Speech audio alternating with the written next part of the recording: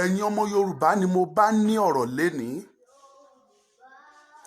Àwa ọmọ Yorùbá la jọ ní ọ̀rọ̀ papọ̀ lénìí.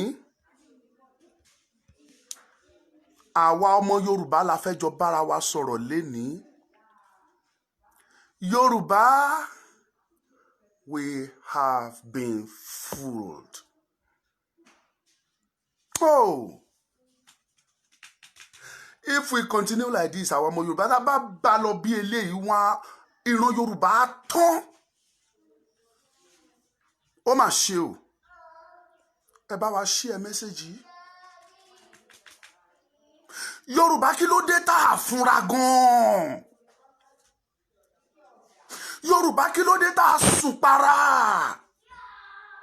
Yorùbá kí ló dé tá a finá sórí òrùlé tá a dẹ̀ sùn? Yorùbá. Yorùbá. Wọ́n lè dé yín ò ní yéra, ẹ dẹ̀ dúró lórí ẹ̀ pé kò ní yéra. Wọ́n lè ní gbọ́rayé, ẹ dúró lórí ẹ̀ pé ẹ ní gbọ́rayé. Wọ́n ní Yorùbá pé kò sí kan táwọn bá ṣe sí Yorùbá pé Yorùbá will never do anything. Ẹ dẹ̀ dúró lórí ẹ̀ Yorùbá.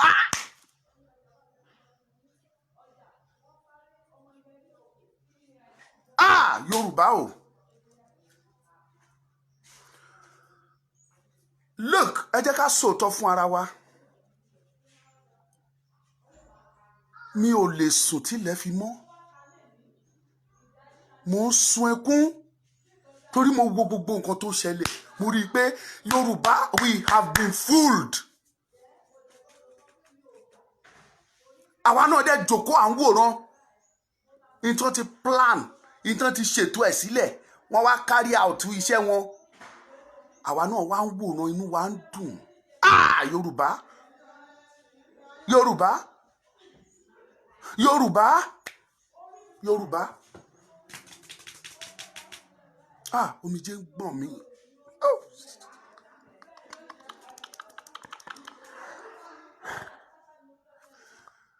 Níbo ni àìfìmọ̀ṣọ̀kan wa ibo ló fẹ́ bá wa dé Yorùbá? Níbo ni àìní ìrẹ́pọ̀ wa ibo ló fẹ́ bá wa dé Yorùbá? Ìparun ló máa bá wa lọ. Yorùbá. Kí ló dé tá a fúnra gan-an? Why do we leave our pot unwashed? Yorùbá. Yorùbá.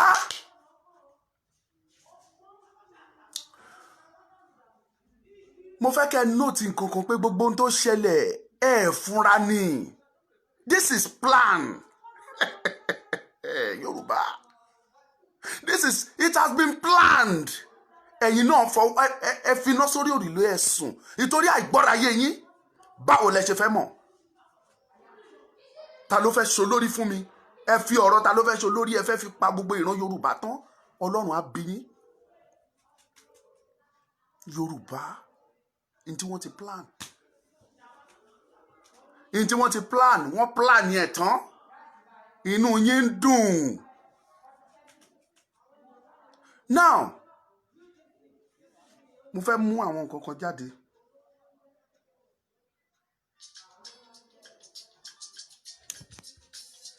Bluetooth mode.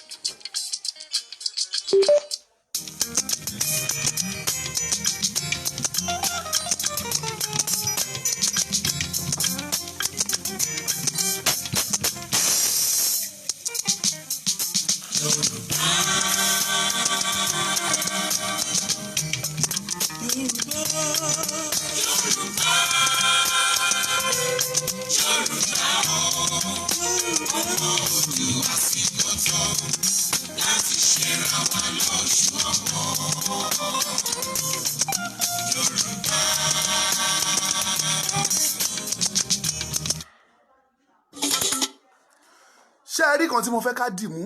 Wọ́n plan Yorùbá. Yorùbá náà dẹ̀ fall fún.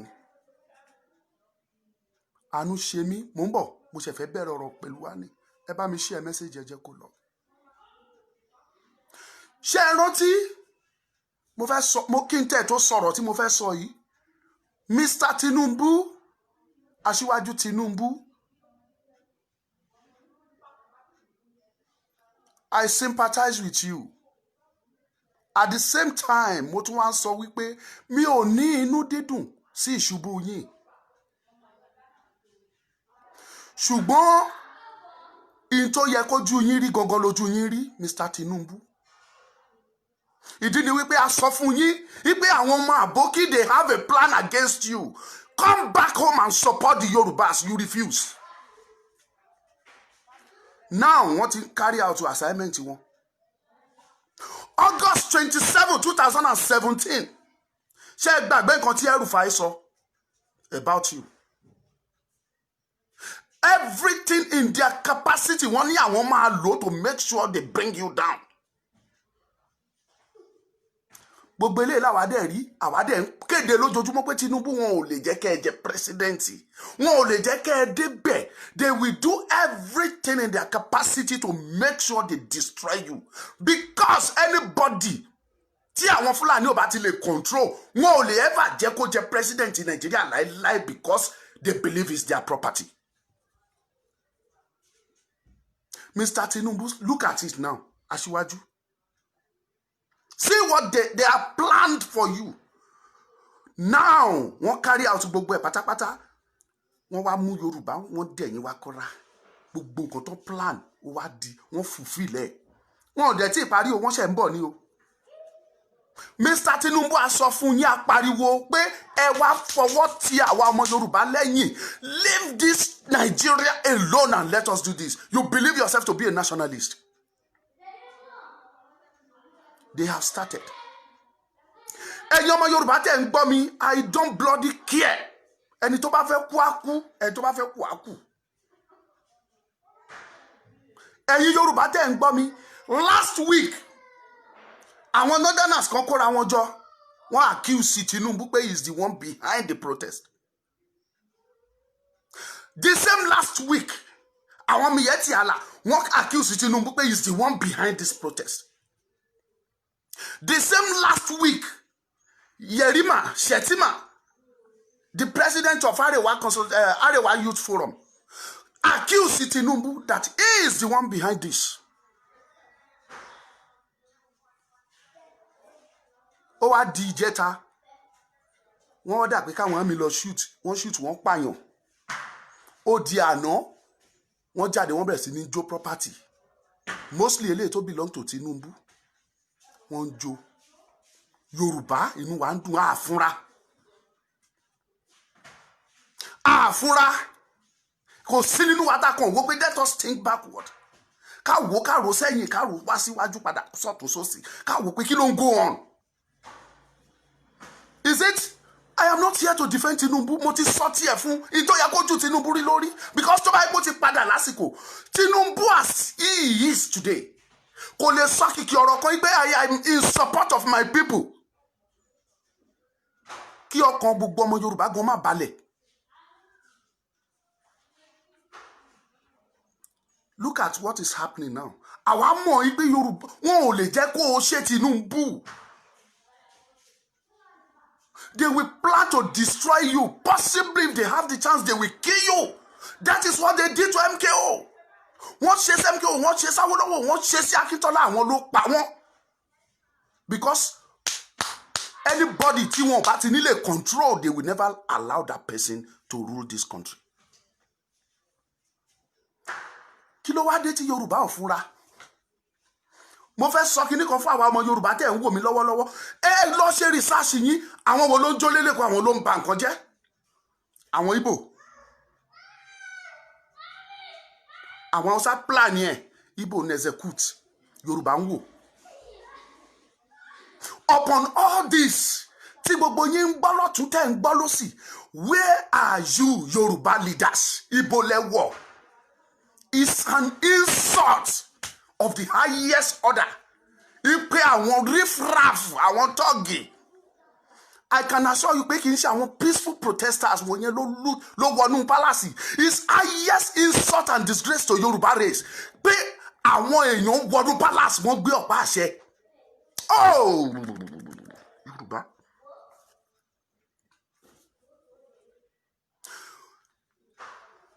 Ẹ̀yin kábíyèsí. Ó máa ń bọ̀ àwọn làádẹ́ẹ̀dẹ́. Look look at the situation on ground. Nígbà tí Yorùbá ń jẹ́ Yorùbá, tí àwọn bá wa gan fúnra wọn tí wọ́n sì dúró sórí agbára tọ́lọ́run fi fún wọn, tí àwọn ìṣẹ̀ṣe tó ń lò, ẹni bá fọwọ́ kan ọ̀pá àṣẹ lásán gan máa lọ sọ́run alákejì ni. Look what happens. Ìbànújẹ́ bu ọkàn mi. Yorùbá ò ronú. Àfiná sórí èrùlé àwa sùn. Inú wa ń dùn, à ń jubilate. Ṣé Tinubu ni problem wa? Àwa Yorùbá. Mo fi ṣẹ̀dá ọ̀run àti ayé tó dá gbogbo ilẹ̀ Yorùbá mo fi búra. I'm not here to support Tinubu or not. Mo fẹ́ káwa Yorùbá jókòó ká ro àròjinlẹ̀ sẹ́. Wọ́n set wa pé ká fúnra wa ká ṣera wa láṣẹ pa inú tiwa náà ń dùn. I have told you, Aṣíwájú Tinubu, that these people wọ́n fọ́ lójú yín. Let me tell you, when we're talking of cabal, who are the cabals?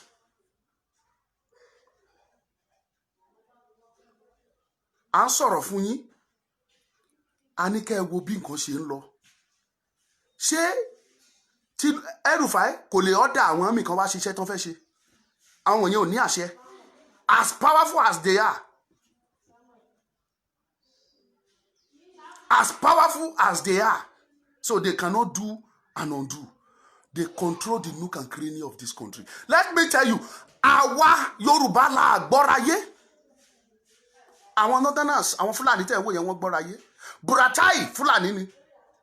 El-Rufai Fúlàní. Wọ́n mọ bí tó ti máa jókòó tó ti máa conclude and nothing will happen. Nítorí tó bá dé ní lọ́dọ̀ wọn, ó dé náà nìyẹn.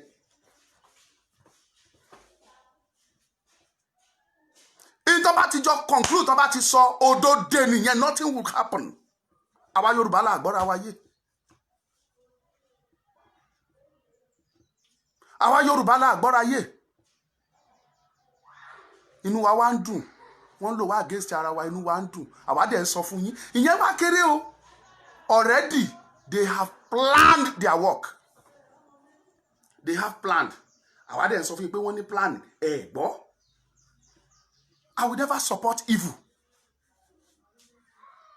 Tinubu ò dá right, because he is not a good person, right? But I am asking you this question. Tí ojú akátá bá léwó, ṣẹ́nu ẹdìyẹ ló yẹ ká ti gbọ́. To an extent, Kanu sọ pé ó ní kó lọ sẹ́kọ̀ọ́ kan pa Tinubu kó má jẹ́ kó escape kan bá. Gómìnà mélòó náà pa nílùú ẹ̀? Gómìnà mélòó náà finish lọ́dọ̀ ẹ̀? Ṣé wọ́n pa Okorocha? Ṣé wọ́n pa Oji Uzor-Kalu? Mélòó nínú àwọn èèyàn ìná pa? Tá bá fẹ́ deal pẹ̀lú àwọn leaders wa, àwa la máa decide bá fẹ́ deal pẹ̀lú àwọn leaders wa. In our own way. Not that anybody will just come and dictate and say, go and destroy our land. Inú wa dẹ̀ ń dùn. Abẹ́ ẹ̀ tí gbọ́ fídíò yẹn. Ẹ̀ tí gbọ́. Oh, ẹ̀ gbọ́. Ẹ lọ gbọ́. Ẹ jẹ́ ká ní àròjinlẹ̀ Yorùbá. Àìní leaders wa. Àìṣetán láti step down pé okay daddy àbí sir ẹ máa ṣe leader lọ.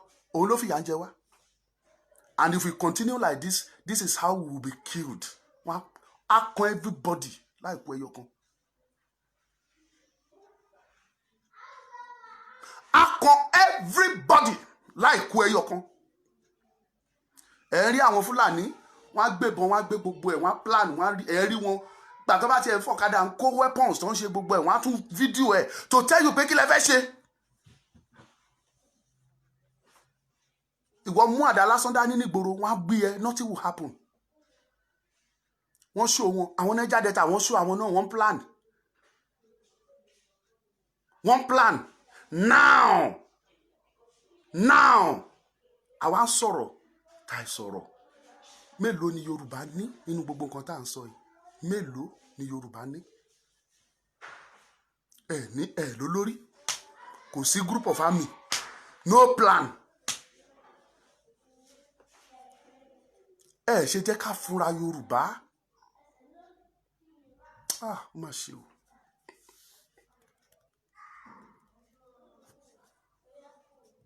You have anything tó bá wo anybody ní kó kọjá de kó boo me the way you want to boo me, sọ̀rọ̀ bẹ́ẹ̀ bá ṣe fẹ́ sọ sí. I am less concerned. I will say my mind.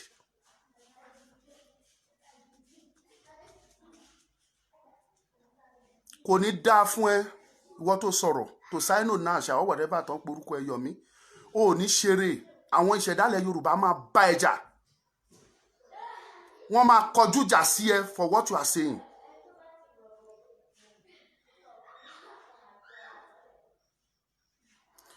ṣé rí Yorùbá tá a bá fúnra kékeré lẹ rí yìí o késekése òun lẹ rí kàsàkàsà ń bọ̀ kàsàkàsà ń bọ̀ Yorùbá I'm not ready to step down for this. I'm not ready to step down for this. Division, cracks among us. Lóríṣiríṣi.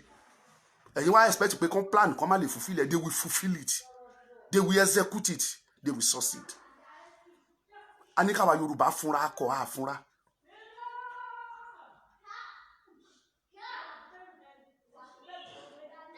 Ẹ má jẹ́ ká fi ọ̀rọ̀ ká fi tanra wa jẹ níbi tọ́rọ̀ dé dúró.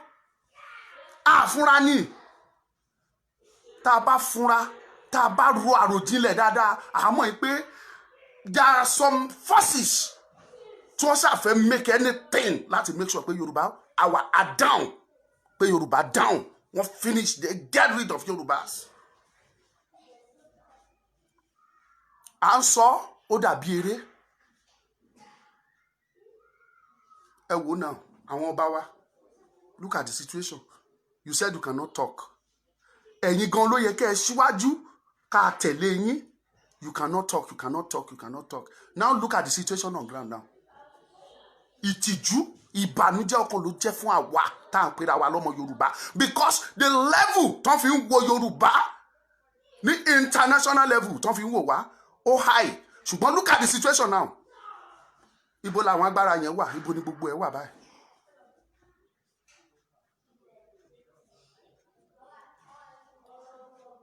Emma misquoting me. I am not here to plead. Boya for Tinubu. It's not anybody that is against Yoruba Nation is my enemy. If you are against Yoruba Nation, you are my enemy. I stand by it.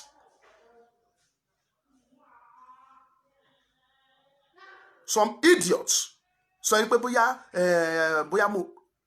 mo support kini kan tàbí mi support. I am not for that. What I'm telling you was that one ní plan lórí ọ̀rọ̀ Yorùbá and they are executing it now. Àdẹ̀ronú àní àròjinlẹ̀. Àní àròjinlẹ̀.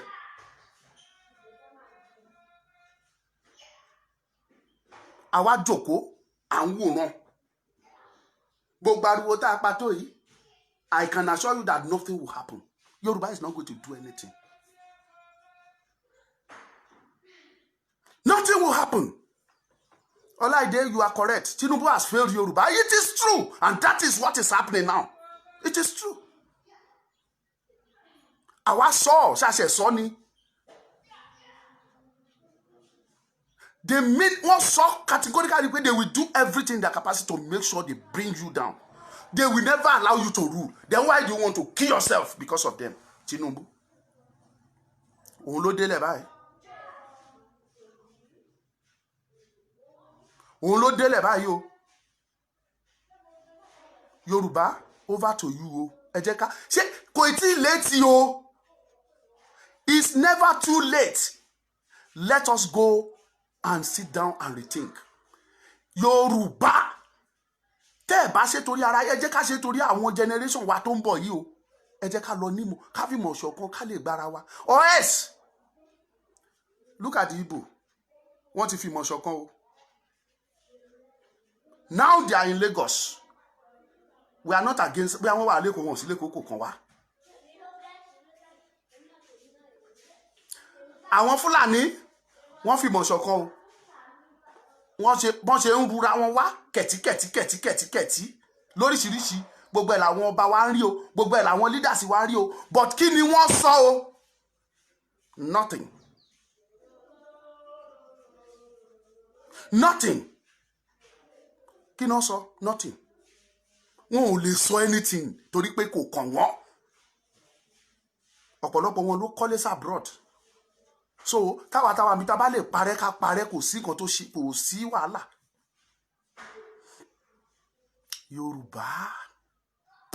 Yorùbá ẹ já ní àròjinlẹ̀ ẹ jẹ́ ara àròjinlẹ̀.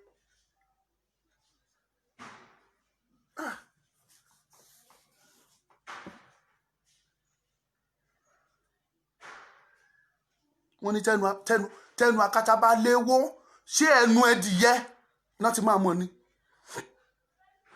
ẹnu ẹdìyẹ náà ti máa mọ̀ náà ti fẹ́ gbọ́. gbogbo mo ń gbọ́ Simon Ekpa ó ní kàn make sure pé wọ́n dáná sun gbogbo property tó Tinubu tó wà lẹ́kọ̀ọ́ kàn dáná sun everyone. ṣé ó tọ́ sí wọn láti sọ fún wa ni? It's an attack to us. tá a bá fẹ́ bà nǹkan jẹ́ tá a bá fẹ́ chi anything if you want to tá a bá fẹ́ dá sẹ̀ríà fáwọn leaders tá a fi pé wọn ò ṣe wá dáadáa tó àwa la máa decide not anybody. A reason see me please I'm begging you.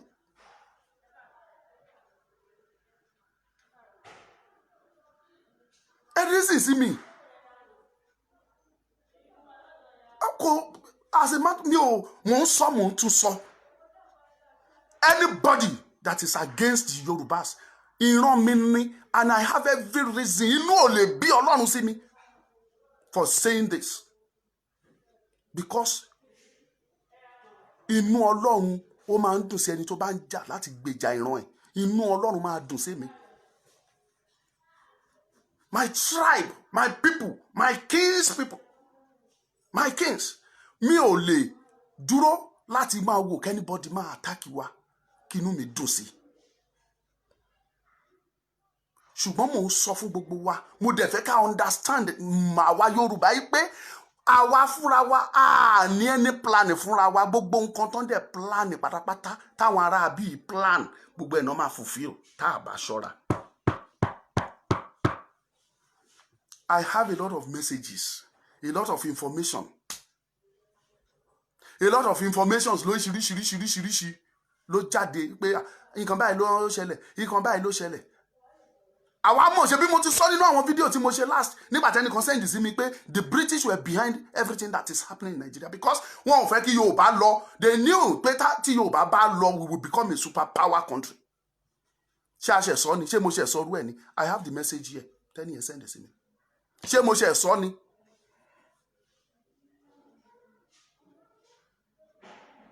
Ṣé mo ṣẹ̀ṣẹ̀ sọrú ẹ̀ ni? Because Yoruba people were highly intellectual, intelligent. Wọ́n mọ̀ pé tí Yorùbá bá fi lè broke away tá bá lọ, we will become a superpower country. Bí ọwọ́ wọn ò ṣe ká India, tí ò ṣe ká àwọn other country, big country tí wọ́n ti colonize, bọ́wọ́ wọn ò ṣe ká wọn, bẹ́ẹ̀ lọ́wọ́ wọn ò ṣe lè ká wa tá bá lọ. So therefore they don't want us to go. And that is why tó fi dàbẹ́ ni pé ẹ̀rí gbogbo nǹkan tó ń ṣẹlẹ̀. Ẹni yẹn send message yẹn sí mi pé this is what is happening. Ṣé a ṣẹ̀ṣẹ̀ gbọ́ ni ṣé mo ṣe sọ ni? But the problem we are having is the Yoruba leaders. If it is youth, ọ̀rọ̀ wa yẹra wa. Ṣùgbọ́n àwa tá pera wa ní leaders. Yorùbá ló dẹ̀ ní ètò la ní ọ̀wọ̀ jù láyé. A ní ọ̀wọ̀ a believe pé gbogbo nǹkan létò lọ́wọ̀lọ́wọ̀ ni. Gbogbo everything tó ṣẹlẹ̀ nobody say anything nínú gbogbo ẹ̀yin tẹ́ pera yín ní leader up till now.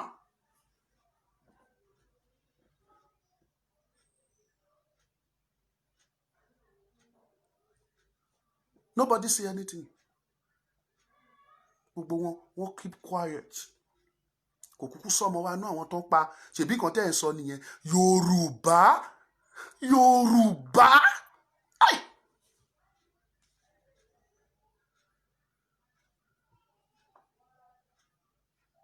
Ẹ jẹ́ ká rò àròjinlẹ̀ o.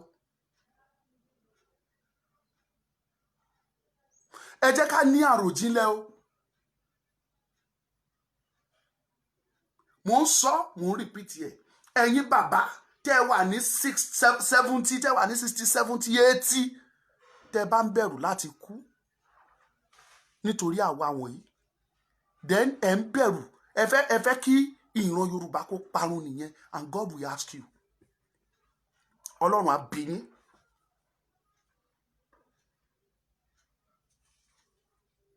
Ọlọ́run á bi yín.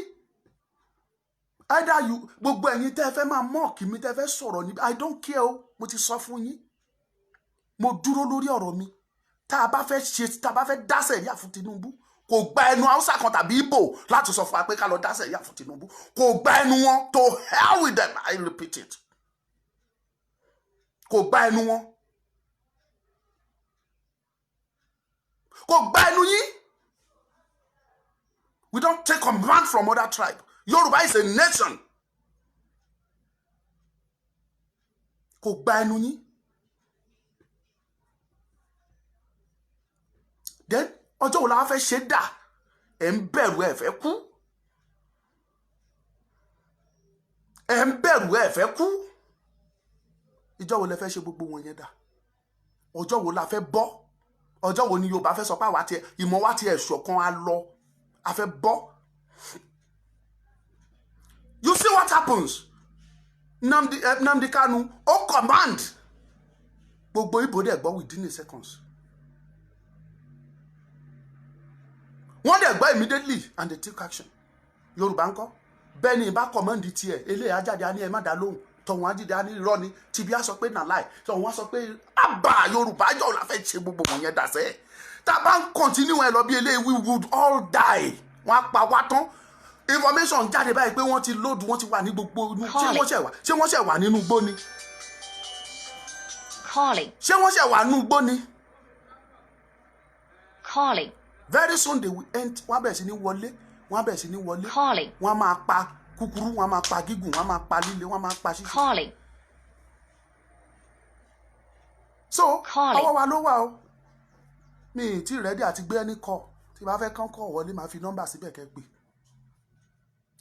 Yorùbá ẹ lọ ní àròjinlẹ̀, ẹ lọ ru àrò. Ẹ jẹ́ ká ro àròjinlẹ̀. Ẹ jẹ́ ká ro àròjinlẹ̀. Ẹ̀yin tẹ́ ń pariwo where is Gani Adams? Kí ni business mi pẹ̀lú anybody? I don't have any business with anybody. As far as you are not ready to stand for Yoruba nation, I don't have any business with you. As far as you are not ready to stand for Yoruba nation, I am not ready to answer you. Mi ò kò sí tó kàn mí. Ṣé rí oríṣiríṣi rubbish tell everybody ń sọ, àwọn tó message tó ń ṣe gbogbo. I don't care. I don't care. N tó bá wù ẹ́ lẹ́nu ni kó fẹnu ẹ̀ sọ. But èmi mọ̀ ó dẹ̀ dá mi lójú wípé ẹnu Yorùbá tí ò kò òun náà máa lò against us as well. Òun náà fẹ́ fi ṣe weapon against wa. Either you believe me or not. Everything that happens is a pre-planned work. Wọ́n plan ní gbogbo ẹ̀ ní bọ̀tá àfúnra. Àfiná sórí òrìlú ẹ̀yàsùn. In tó tọ́sí Mr. Tinubu ló tọ́sí. So possible kó ti declare kó ti máa support wa ní Yorùbá land, kó ti máa fún wa ní support. Kẹ́nìkan dédé jáde, kí Igbo kan jáde, kó lóun fẹ́ lọ dáná sun company kankan tó jẹ́ ti Tinubu ni. Ẹnìkan lè lọ báyìí kó jáde kó lóun fẹ́ lọ sun lé Sunday Igboho ni. He came out publicly and declared support for Yoruba nation. Ẹnìkan lè try ẹni. Wọn ò bí ẹni yẹn dá. Wọn ò bí ẹni yẹn dá. Níwọ̀n bá bí sí Sunday Igboho tó kéré mọ́ lórí ọ̀rọ̀ ilẹ̀ Yorùbá. Mi ò sọ pé bàbá mi kéré o, Sunday Igboho mo júbà yín o, mi sọ pé kéré o, mo fi sọ̀rọ̀ ni. Ṣùgbọ́n bí ó ṣe jẹ́ èèyàn kékeré ní ilẹ̀ Yorùbá yìí, ṣùgbọ́n t'Ọlọ́run sọ pé èèyàn ńlá ni ẹ́, kẹ́nìkan jáde kó lóun fẹ́ lọ sun ilé ẹ. Mi ì tí rẹ ni kò ní débẹ̀ gan tá fi kú dànù. Wọ́n gbaná wọ́n jó tán ni. Ìbá ṣe pé Tinubu ìgbà táwa ń sọ fún ẹ kó ti turn back, kó ti tètè support ilẹ̀ Yorùbá, kó declare support fún wa. Wọn ò bí àyálàyà anybody kó wá ṣe gbogbo eléyìí tó ṣẹlẹ̀. Wọn ò bí wọn dá, wọn ò ní tó bẹ́ẹ̀ ni. But look what is happening now. Ta la fẹ́ mú? Ta la fẹ́ mú? Ta la fẹ́ mú?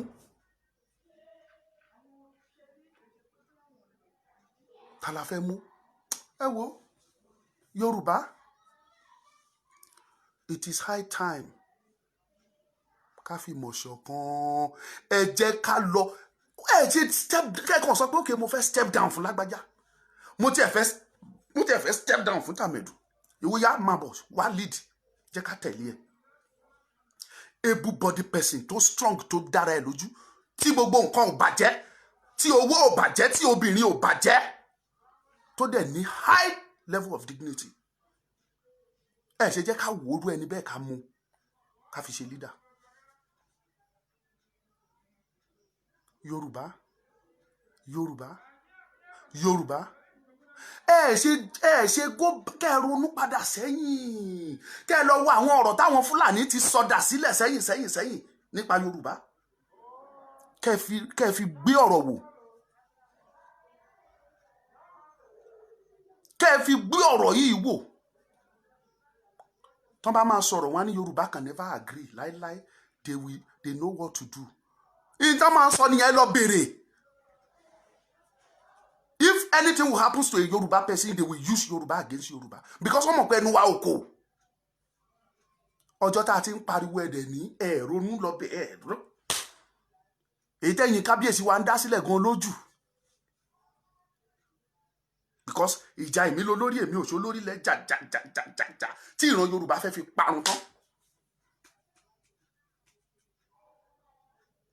Ilé àrídúró sí.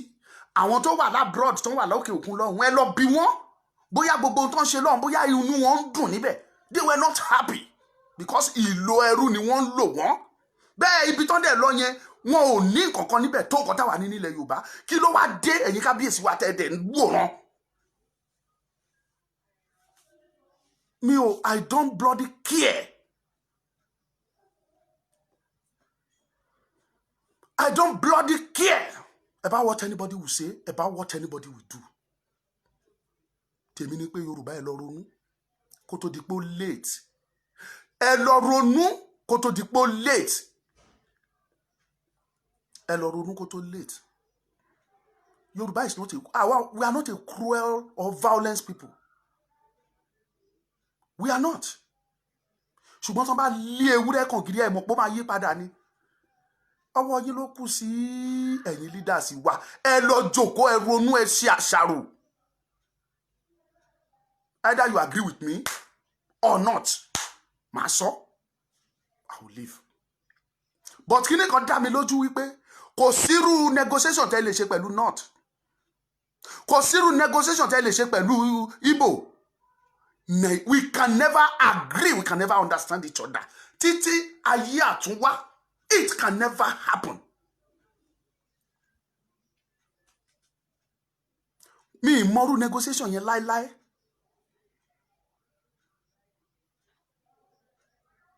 It can never happen. Kẹ́ negotiate kan má rí irú ẹ̀ rí. Àwa àti Fúlàní, àwa àti Igbo, a lè gbọ́ra ayé láíláí. So therefore we are not à ń ṣe kan. Ẹ jẹ́ kó ní kálukú máa lọ. Ṣé ó lè jẹ́ orílẹ̀-èdè Yorùbá? Gbogbo accusation tá fi kan Tinubu sí táwa dẹ̀ mọ̀ pé it's true. A sọ pé rọ́ ni. Gbogbo accusation tá fi kan. Ṣé ó lè jẹ́ orílẹ̀-èdè Yorùbá? Ni Tinubu ti ṣe irú ẹ̀ kó possible ni. Kò lè possible. Because àti ẹ̀ ní jẹ́ kó ṣe. Yorùbá people are so wise. We are very intelligent. Kò irú ẹ̀ tí ẹ̀ ní wáyé. We will have our constitution. We have everything. There are many countries in the world. If you stole a dime, they will execute you. They will kill you instantly. So wọn ò ní díẹ̀, they will never do such. Àwa dẹ̀ sọ fún Yorùbá pé ẹ jẹ́ ká ronú akọ aláàní ní àròjinlẹ̀. Àánú máa ń ṣe mí sí wa Yorùbá. Ẹ lọ jókòó kẹ́ ro àròjinlẹ̀ kó tó di pé ó pẹ́ jù. Kó tó di pé ó pẹ́ jù, ẹ lọ ní àròjinlẹ̀ kó tó di pé ó pẹ́ jù. Gbogbo yín ẹ wá ń wòran, wọ́n pariwo Sunday Igboho. Kí ni Sunday Igboho nìkan fẹ́ ṣe nínú ọ̀rọ̀ tó wà nílẹ̀ yìí? It will get to a certain level. Ẹni ẹlẹ́ni á jókòó àní ìwẹ́. Èmi nìkan kọ́ ni Yorùbá. And it's true. Kí lòun nìkan fẹ́ ṣe? Gbogbo ẹ̀yin tó kù kọ́ ẹ̀ṣẹ̀ jáde àbí kò sákọni mọ́ ni kò sákíkanjú mọ́ nílẹ̀ Yorùbá ni.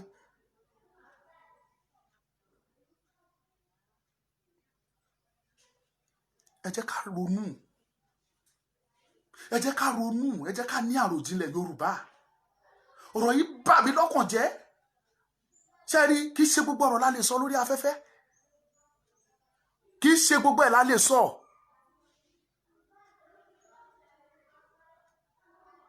Kì í ṣe gbogbo ẹ̀ la lè sọ. Ṣùgbọ́n mò ń sọ fún wa pé àìní ìfẹnukò wa tẹnu wa tí ò kò ibẹ̀ náà lò fún wa as our weakness and they mean it.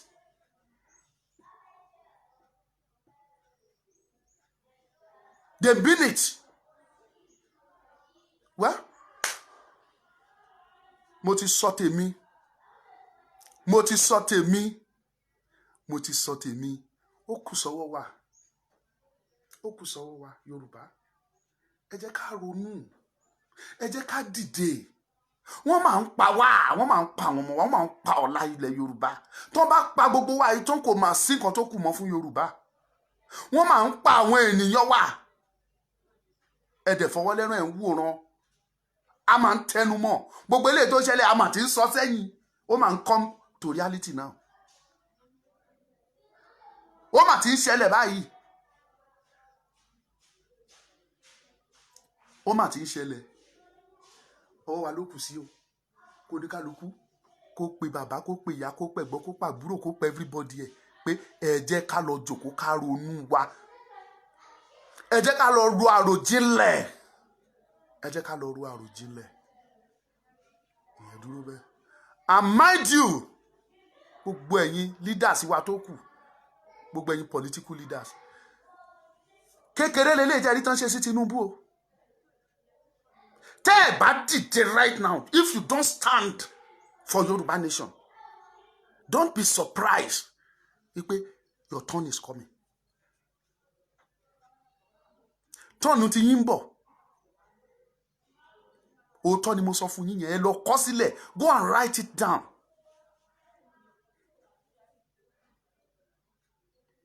Ẹ lọ kọ sílẹ̀. Anywhere is Àmọ̀tẹ́kùn. Kí ló ọjọ́ tán bẹ̀rẹ̀ Àmọ̀tẹ́kùn ṣe bá sọ pé this is political something. Ẹ sọ pé ká gbẹnu sọ́hun. Mo ráwọn tó fẹ́ kíkà bọ̀ mí lójú because of it. Ó ní mo jẹ́ ọ̀tá Yorùbá. Mo ní wèwò. Ó dá aṣojú wa. I told you. Mo ní ẹ gbàgbé Àmọ̀tẹ́kùn. Tó bá fẹ́ ṣí Àmọ̀tẹ́kùn yẹn pé kó jẹ́ real Yorùbá guides. Ó ní bọ́n ṣe máa ṣe. Ó lọ́nà tó máa gbé gbà. They will never be under the governor. Wọ́n wà lọ́ndà governor sí. Ẹni tó sanwó fún wọn tí ò bá give order pé kán jáde, ṣé wọ́n á jáde ni? Ẹ lọ máa sinmi. Àmọ̀tẹ́kùn wo ló ń rise up? Àmọ̀tẹ́kùn wo ló ń rise up? I told you. Àbí mi sọ ń gbà yẹn. Mo lè sọ yí àwọn tó jáde tó fẹ́ lọ́nà àwọn máa lù mí. Mo ti politicize yẹ. Mo fòṣèlú. This is not matter of òṣèlú. Ǹtẹ́ Àmọ̀tẹ́kùn tẹ́ ẹ ṣe. How many leaders ló wà involved? Àwọn oníṣẹ̀ṣe àbáláyé gidi original tẹ́yìn mọ̀. Mélòó ló wà involved? Ẹ lọ sinmi. Ẹ gbàgbé Àmọ̀tẹ́kùn. Ìyẹn kọ́ la wá sọ ń bí. But Yorùbá, ẹ jẹ́ ká ronú. Ẹ jẹ́ ká ro àròjinlẹ̀.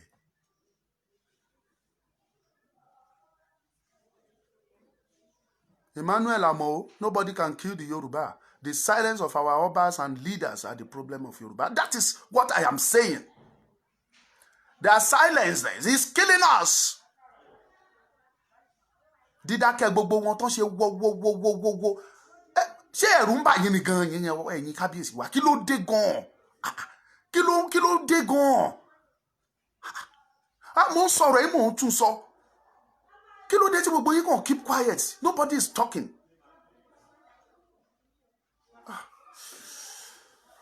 Oh.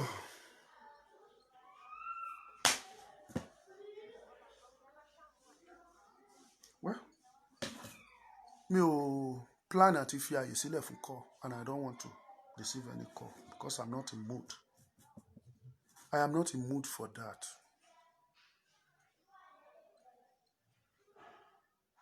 I'm not in mood for that.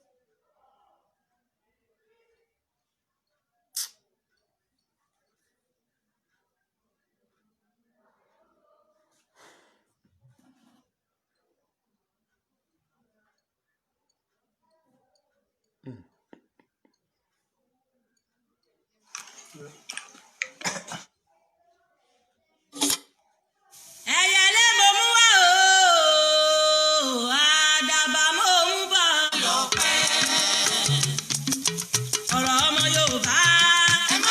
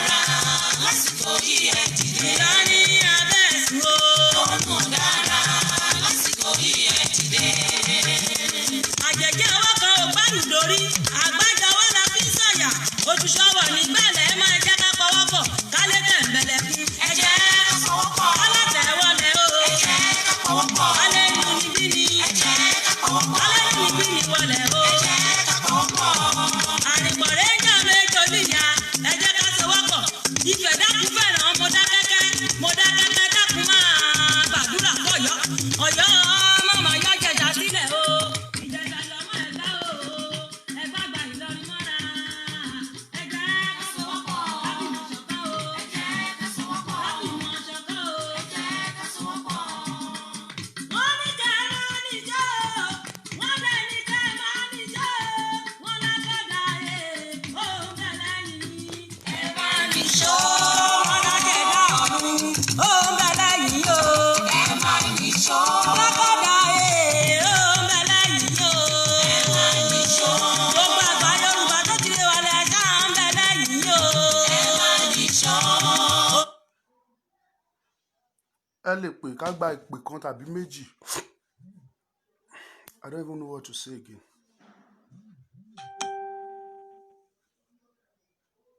a ti pin nọ́mbà síbẹ̀ ẹ pè we will receive it.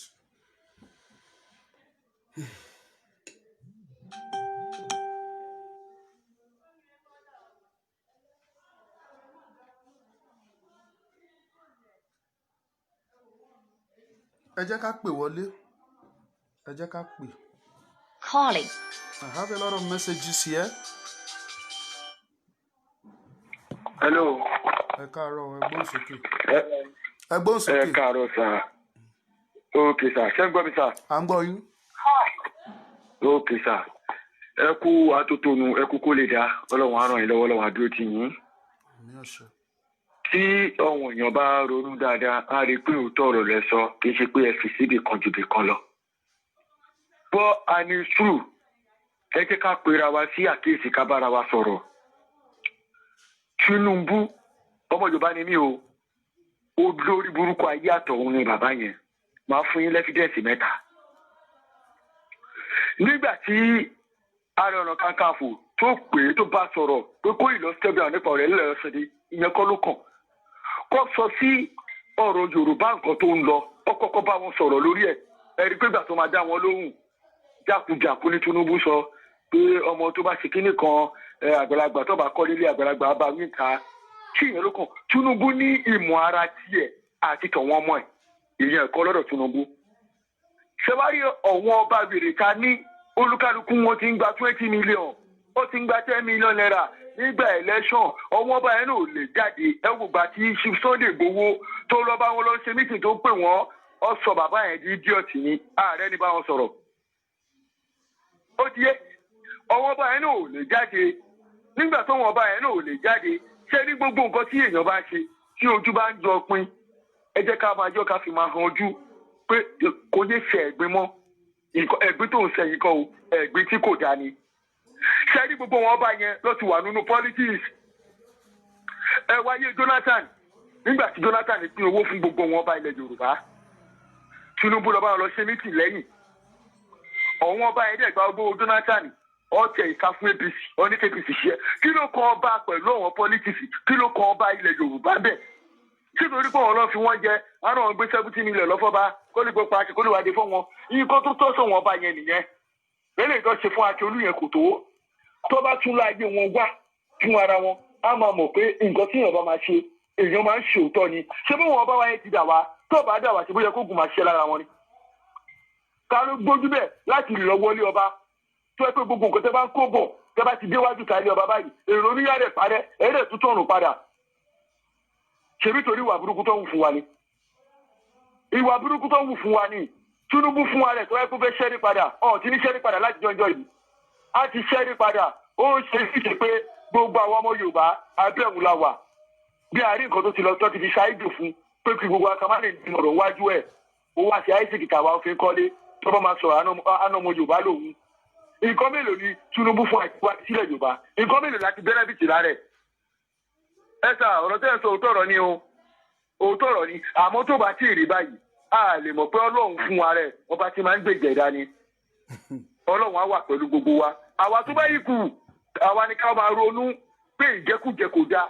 Ìwọ̀ntúnwọ̀nsì lèèyàn ń jẹ nǹkan mọ́.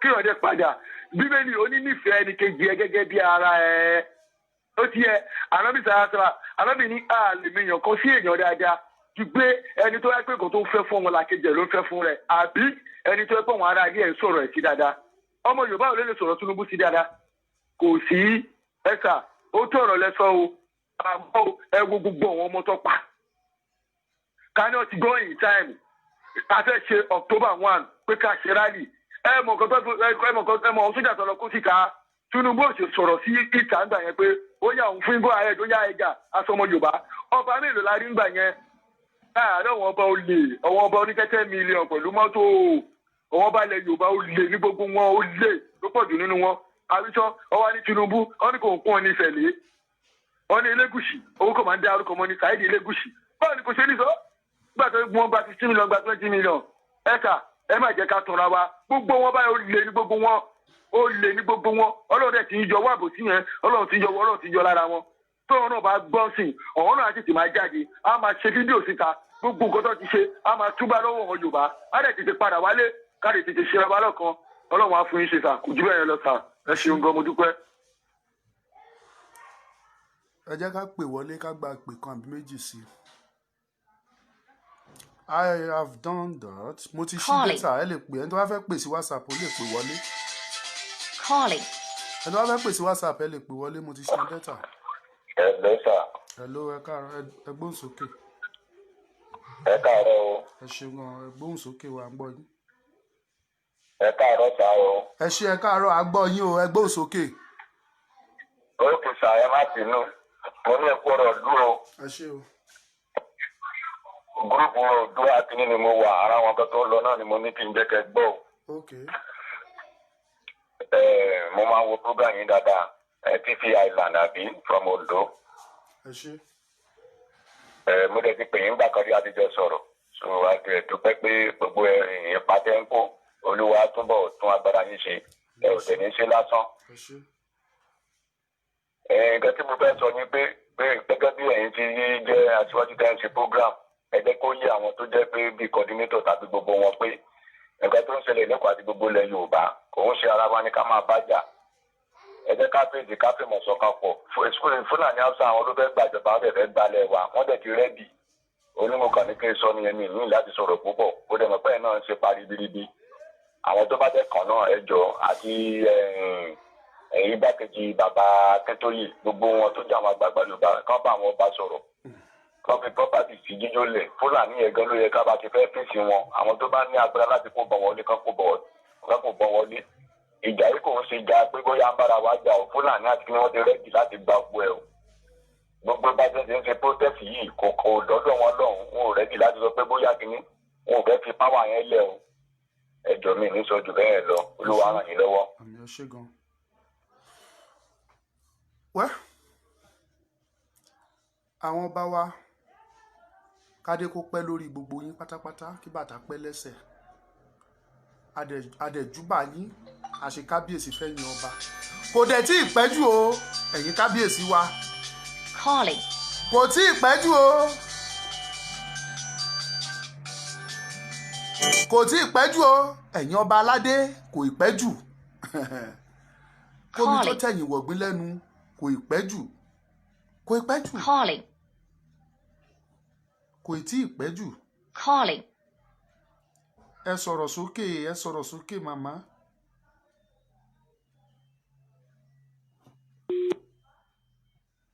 Calling. ẹ gbóhùn sókè. Hello.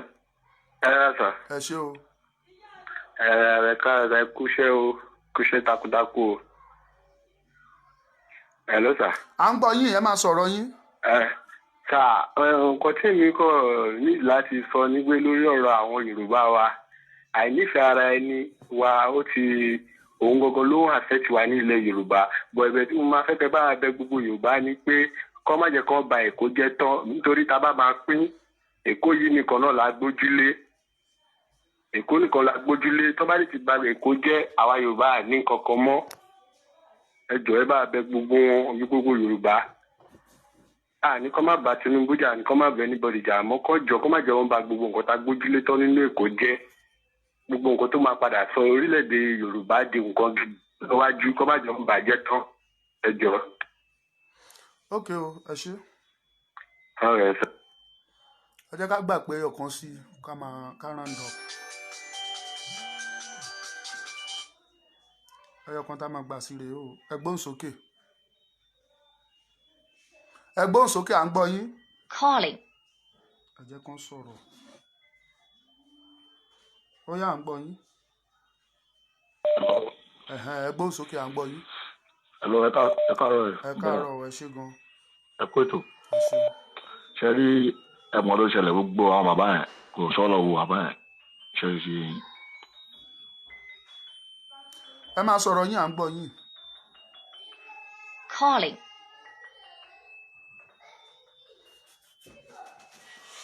ẹ gbóhùn sókè à ń Hello, gbọ́ ṣé ń yín gbọ́ mi? à ń gbọ́ yín à ń gbọ́ yín Yà ṣé rí gbogbo àwọn bàbá yẹn ẹ jẹ́ kí ẹni Calling. tó sọ̀rọ̀ yóò sọ̀rọ̀ tiẹ̀ tán call, Hello? ẹ gbóhùn sókè ẹ káàárọ̀ sà. ẹ káàárọ̀ o ẹ kú ètò. ẹ ṣé o nǹkan tó ń rí sí ọ̀rọ̀ yìí bó ṣe ń lọ yìí nílẹ̀ Yorùbá wa ń bì ẹ jọ àwọn olórí.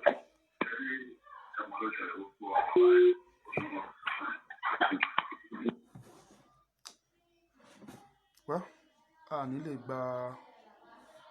ní lè gba ìpè mí mọ́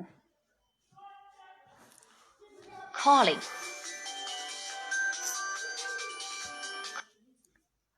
ẹ gbóhùn sókè ẹ máa tọrọ ní àpọ̀ jù. Hello? ẹ gbóhùn sókè à ń gbọ́ yín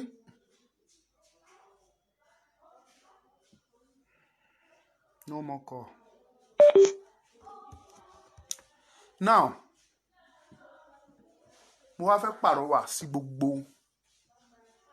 àwa tá a wúra wa gẹ́gẹ́ bí leader nílẹ̀ Yorùbá and when we are talking of Yorùbá leaders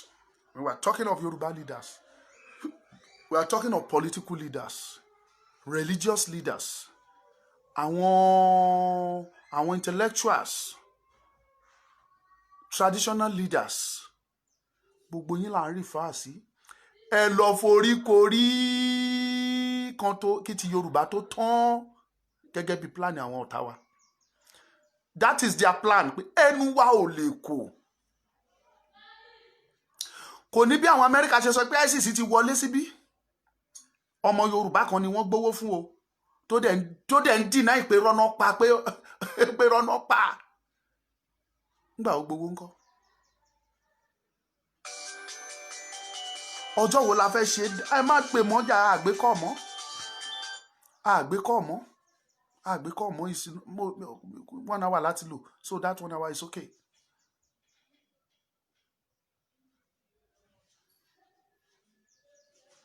So mo fi Ọlọ́run bẹ̀ wá gbogbo ẹ̀yin tí mo ti pè ẹ lọ forí korí kó tó pẹ́ jù ẹ lọ forí korí kó tó di pé ó pẹ́ jù kó tó bọ́ sí orí kó tó di pé ó late ó sì bá o ẹ forí korí ẹ jẹ́ kẹ́nu wá kò ẹ jẹ́ kójú ti àwọn ọ̀tá tó sọ pé ẹnu Yorùbá ò lè kò láéláé tí wọ́n fẹ́ lo ìyẹn láti fi ṣe weakness wa yẹn wọ́n fẹ́ lo against wa láti fi finish wa ẹ lọ rò ó mi ò ní sọ ju bẹ́ẹ̀ lọ ọmọ Yorùbá mo dẹ̀ fẹ́ fi àsìkò yìí bẹ̀ yín torí oríṣiríṣi lẹ máa bẹ̀rẹ̀ sí ní sọ jáde ń sìn bóyá ó wá support Tinubu ni tàbí kò support Tinubu I will never support Tinubu because Tinubu never support Yoruba land 24/7 tí n bá wà lórí ìyàwó mi tí Ìgbòho bá pè mí máa dìde máa dìde lórí ìyàwó mi máa lọ bá torí pé kí ni mo rí ní korojúkorojú pé eléyìí dìde ó dẹ̀ ń jà fún Yorùbá kò dẹ̀ fi pamọ́ kì í ṣe mi nìkan ni Yorùbá kì í dẹ̀ ṣe mi nìkan ni mo ń fèsì gbogbo wàhálà yìí mo lẹ́gbọ̀n mo lábúrò mo lẹ́bí mo lára mo lábúrò bàbá mo láwọn ẹ̀gbọ́n bàbá mo lábúrò ìyá mo lá ẹ̀gbọ́n ìyá mo ní wọn káàkiri we are facing this together ìdí nìyẹn tèmi fi mo ń sọ eléyìí torí àwọn èèyàn tèmi ni. I will never and ever support Tinubu. Ìjẹ́ mi dúró lé lórí, mo dúró lórí ẹ̀ ní wípé tá a bá fẹ́ dá sẹ̀ríà fún àwọn leaders wa tí ò gbọ́, kì í ṣe Fúlàní lásọ fún wa, kì í ṣe Ìgbò lásọ fún wa pé ẹ lọ dá sẹ̀ríà fún àwọn èèyàn yín, kò tọ́ sí wọn, kò gbẹnu wọn, kò gba ẹnu wọn rárá, kò gba ẹnu wọn, I mean it, kò gba ẹnu wọn. Kì í ṣe àwọn lásọ fún wa pé ẹ lọ pa àwọn èèyàn yín, ẹ lọ pa leaders yín, ẹ lọ bà ilé ọba jẹ́. No, kò gba ẹnu wọn, mo dúró lórí ẹ̀. So I stand with Yoruba freedom. I stand with Yoruba nation. I stand for Yoruba unity because I can see a superpower country coming out of Nigeria, which is Yoruba nation. Ẹ̀yin tẹ́ ń nail mi pé kí ni Yorùbá fẹ́ ní, kí náà ní tán fẹ́ pín. Well, bẹ́ẹ̀ ṣe rò nìyẹn. If you do your research, you will discover that lára àwọn ilẹ̀ tí Ọlọ́run kẹ́jù ní gbogbo àgbáyé, Yorùbá is one of them. Yorùbá is one of them. Yorùbá is one of them. Mi ní sọ jù yẹn lọ. So ẹ̀yin àgbààgbà Yorùbá, ẹ lọ ní àròjinlẹ̀ o. Ẹ lọ ní àròjinlẹ̀ kó tó pẹ́ jù o. Ẹ lọ ní àròjinlẹ̀ o. Tó bá pẹ́ jù kò ní bá mọ́ o. Kò ní bá mọ́ o. Kò ní bá mọ́ o. Mo ti sọ kì í ṣe gbọ́rọ̀ là ń sọ síta. Àwọn tá à ń sọ yìí mọ nǹkan tó ń ṣẹlẹ̀ o. Ó lọ́wọ́ àwọn kan, lọ́wọ́ àwọn kan, lọ́wọ́ àwọn kan. Plan ni wọ́n dẹ̀ máa wá gbogbo means bọ́n ṣe máa execute ẹ̀. Ó wá kù sọ́wọ́ Yorùbá. How prepared are we? Ọ̀nà wo la fi ń prepare? Tíjọba bá sọ pé ẹ lọ gbé lágbájá lé ní ìtàn nìkan lọ gbé mi wá. Àárọ̀ bá Yorùbá gan tá sọ pé tí wọ́n bá lè gbé kan gbé. Ọjọ́ wo la wá fẹ́ ṣe yẹn dà Yorùbá? Ó mà kù sọ́wọ́ wa o. Ó kù sọ́wọ́ wa o. Mo sọ tèmi tán. Àìmọ̀ ọjọ́ ó kù sọ́wọ́ Yorùbá. Àjọjọ ajẹ ìyá ẹ̀ ní. Bẹ́ẹ̀ gbé gbèsè dédé, bẹ́ẹ̀ gbé. Who am I? Ta ni mí? Ta ló mọ kò lómi lọ́yọ̀ọ́? Ta ló mọ̀ mí? Ta ló rí mi rí? Ọmọ ta ni mí? I am a son of nobody. Ṣùgbọ́n àjọ máa fèsì ẹ̀ ni. Àtẹ̀yìn ẹ̀gbọ́n mi tẹ́ wà nílé gbogbo tẹ́ ń wò mí. Tẹ́ ẹ mú òótọ́ ọ̀rọ̀. Ṣùgbọ́n tí gbogbo yín tẹ́ fi òṣèlú ń pò ó. Tẹ́ ẹ mú òṣèlú mọ́ gbogbo nǹkan tó wà nílẹ̀ yìí. Àjọ máa fèsì tọ́mẹ́ǹtì yẹn ni. Ńgbà gbogbo ẹ bá di gbọ̀ns tẹ́ ẹ rọ́jà lọ, ebi àjọ pa wá ni. Tó bá di gbọ̀ns tẹ́ ẹ rí kankan ṣe mọ́, gbogbo ẹ àjọ ṣe wá papọ̀ ni. I'm telling you the reality. So it's left for you. Bó bá wù yín, ẹ ṣe. Wá gba Kọ́láwọlé Àdìgún up till now, no single words from Buhari. Kí lẹ fẹ́ kó sọ? Ṣé ẹ rò bí àwa la sọ wọ́n gọ̀? Wọ́n ò gọ̀, wọ́n mọ ohun tó ń ṣe. Wọ́n mọ ohun tó ń ṣe. Ẹ má sọ pé wọ́n gọ̀. Mo ti sọ tẹnu mi, ẹ má jẹ́ padà sẹ́yìn mọ́. Wọ́n mọ ohun tó ń ṣe, wọ́n ò gọ̀. Yorùbá ni kó jí, ẹ jí, ẹ má sùn.